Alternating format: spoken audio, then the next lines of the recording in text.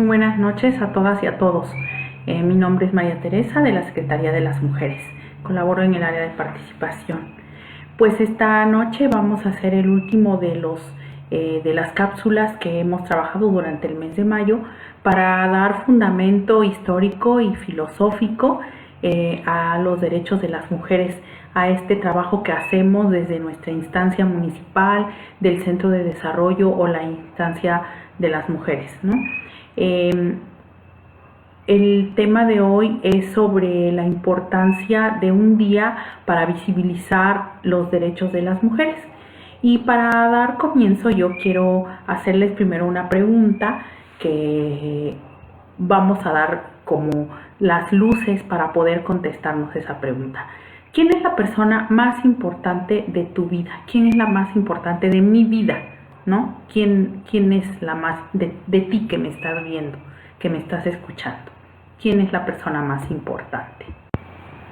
Bueno, pues para hacer esta respuesta vamos a hablar primero de la salud y al final vamos a reflexionar sobre quién es esa persona, ¿no?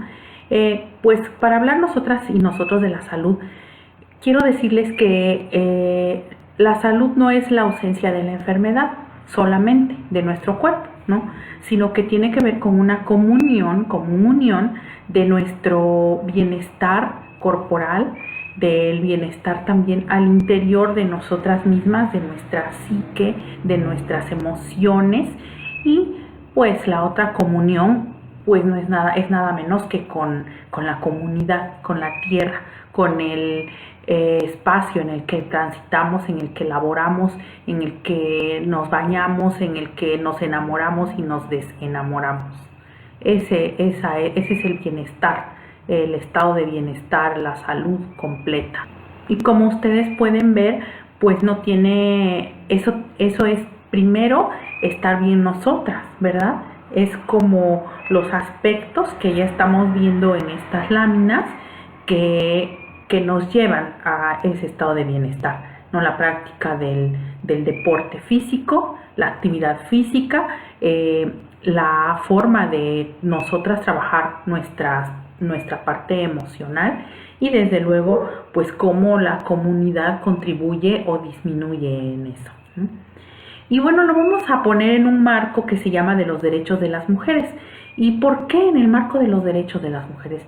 Bueno, porque ahí ustedes están viendo en la lámina, cuando yo estoy en los talleres y pregunto cuáles son los derechos específicos de las mujeres, o los derechos de las mujeres en general, todas las personas me contestan que a la educación, que al trabajo, que a una vivienda, que a una familia, que no sé qué, ¿no? Y no nos miramos, ¿verdad? Con nuestros lentes de género, no miramos que el centro de nuestros derechos como mujeres pues son los derechos sexuales, reproductivos, el derecho a una vida libre de violencia y el derecho a decidir, entre otros muy específicos, que podemos reconocer entre lo privado, ¿no? Lo privado, lo público primero, ¿no? Estos derechos generales que todas y todos tenemos, lo que es privado, lo que me concierne a mí como persona, de la puerta de mi casa para adentro, pero también lo íntimo, ¿no? Lo íntimo, lo que nadie tiene que cuestionar, y que en ese sentido los derechos sexuales y reproductivos, como vamos a ver y como ustedes mismas habrán vivido, son los más menoscabados, disminuidos, robados, que la sociedad, las modas, las religiones, las leyes hacen de nuestros cuerpos, ¿no? Entonces, partir de nuestro cuerpo, de la reflexión de nuestro propio poder sobre nuestro cuerpo, eso es lo radical, lo tremendamente radical en este día. Nuestra salud, nuestro estado de bienestar, de mí como mujer. Ese es el sentido de este día. Y lo enmarcamos en los derechos porque ustedes, si yo les pregunto o si les comparto sobre qué ha recaído el menoscabo de los derechos de las mujeres a lo largo de la historia, ustedes y yo vamos a ver con nuestros lentes de género que recae sobre el ejercicio de la sexualidad, desde aquellas mujeres que les planchan los senos, ¿no? Las que todavía les han practicado la mutilación genital femenina y muchísimos otros ejemplos, las que les envuelven los pies para que no crezcan porque los pies pequeños se ven más sensuales, ¿no? Hasta infinitos ejemplos hasta hoy, ¿no?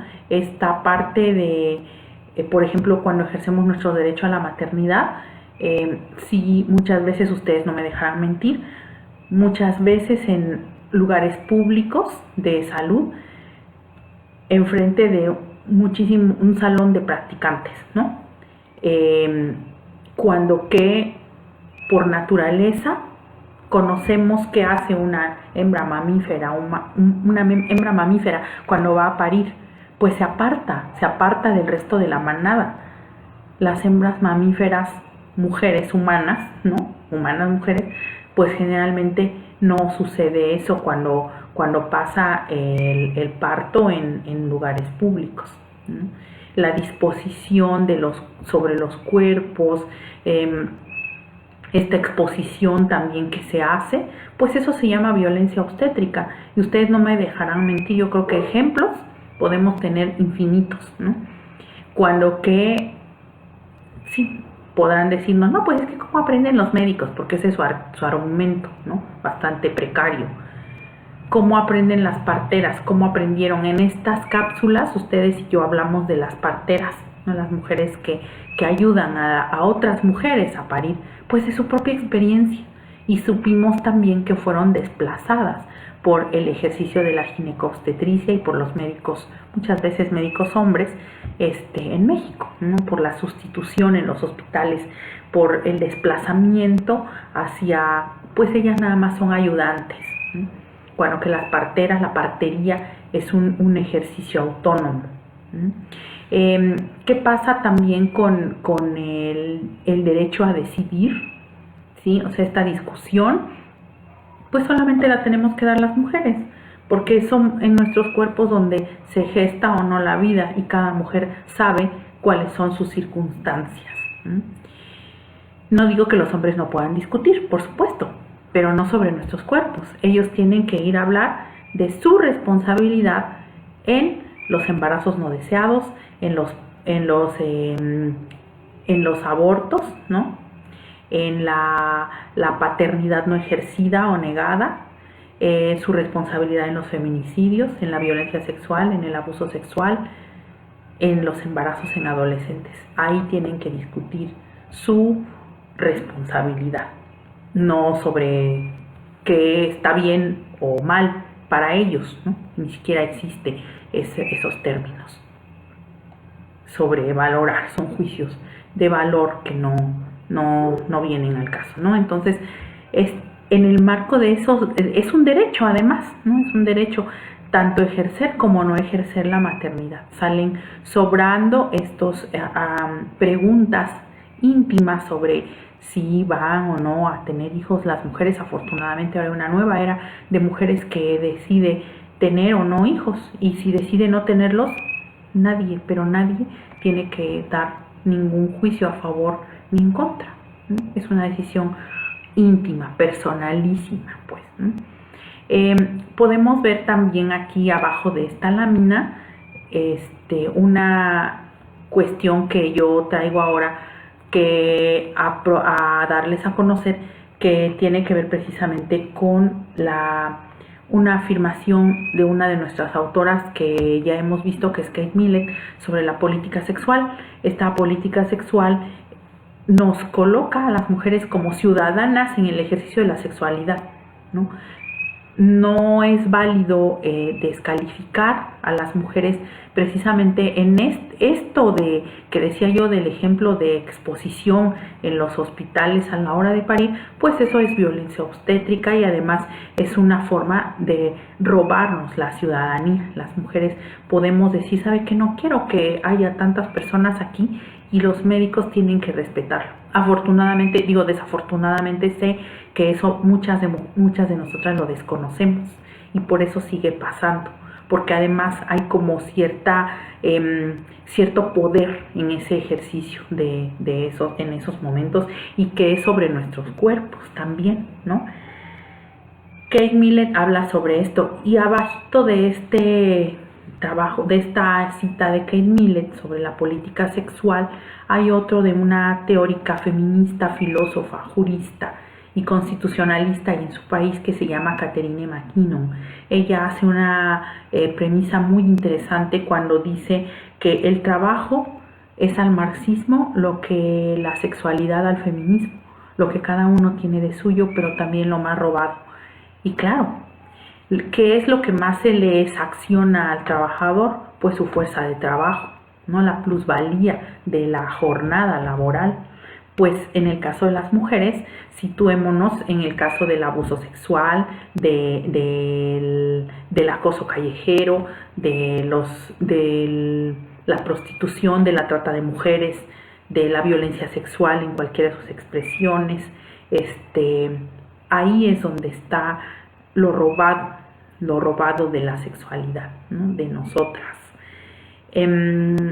Bueno, y todos estos ejemplos que venía yo dando, que recaen sobre nuestros cuerpos.